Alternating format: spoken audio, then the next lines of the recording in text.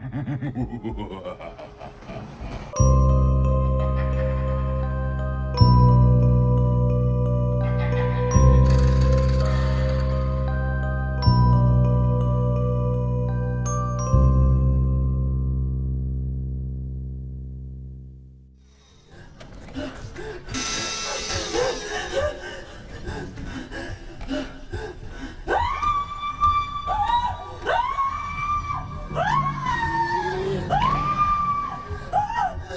my friends, welcome back to the Nightmare Cinema Club. I hope you're having a lovely morning, afternoon or evening, wherever you are in this world. Now, I've said this previously in one of my videos, or a couple of my videos. I'm a metal fan, I love my metal music. And imagine my excitement when I learned that one of my favorite artists in hard rock and metal made a movie. I'm talking about House of a Thousand Corpses, directed by the one and only Rob Zombie. Great film.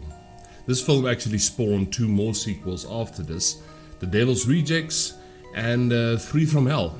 But for me, House of a Thousand Corpses set a very high benchmark in horror movies. Now, if you know Rob Zombie's, if you know his style and you know his style of music, this guy is into monsters and that whole 70s vibe of monster movies and thriller movies, and it's just a work of pure genius. I tell you, this is such a great film.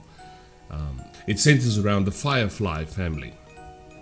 Now, if you thought the Sawyer family or even the Hewitt family were a bunch of crazies, you should see these guys.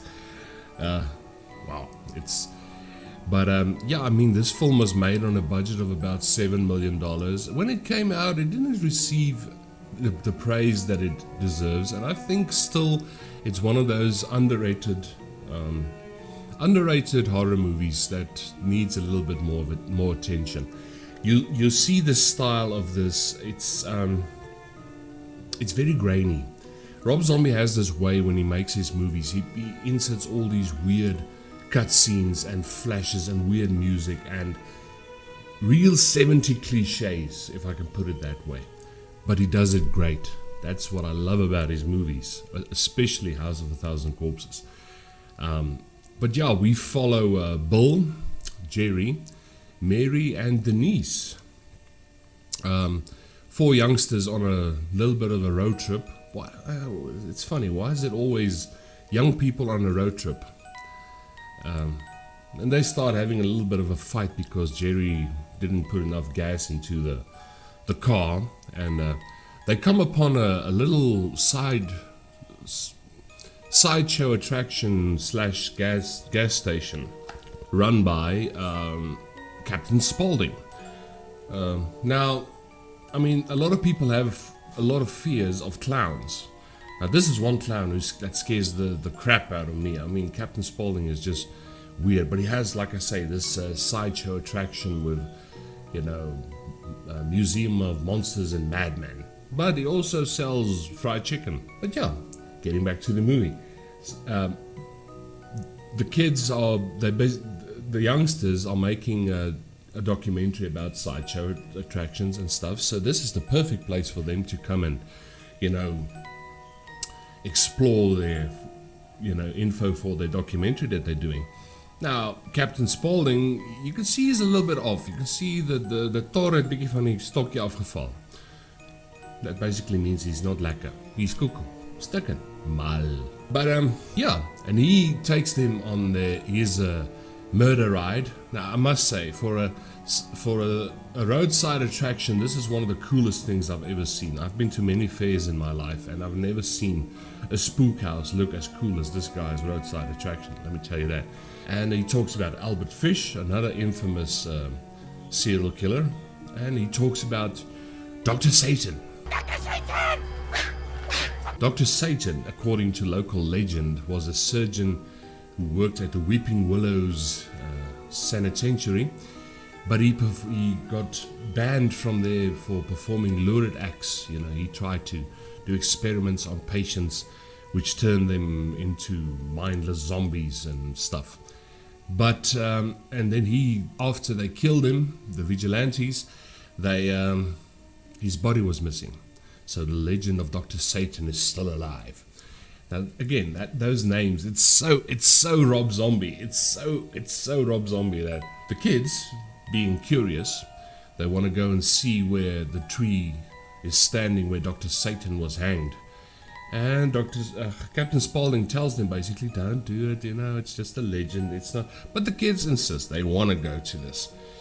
Okay, now we know what's going to happen, of course we know.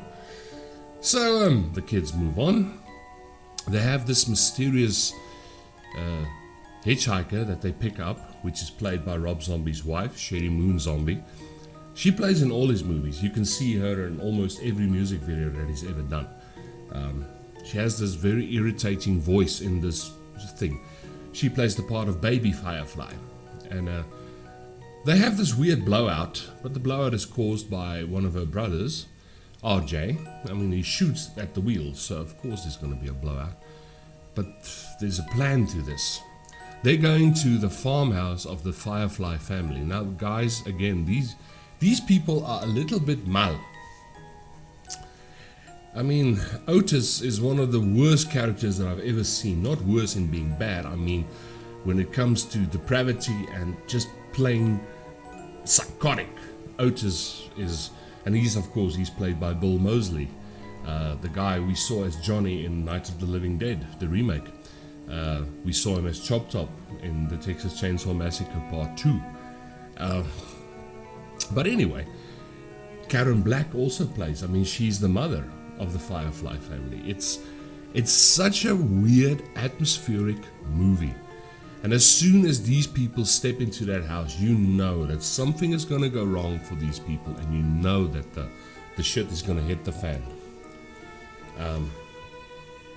Not going to spoil the movie if you haven't seen it. It came out in 2003, so if you haven't seen it, make a plan. Please see this. That's where I'm going to stop with the story. Know that this thing turns out bad, it's bloody, and there's kind of a little twist at the end. We see the young people go to this house looking for the legend of Dr. Satan. They meet the Firefly family, and gets horrific. It gets torturous.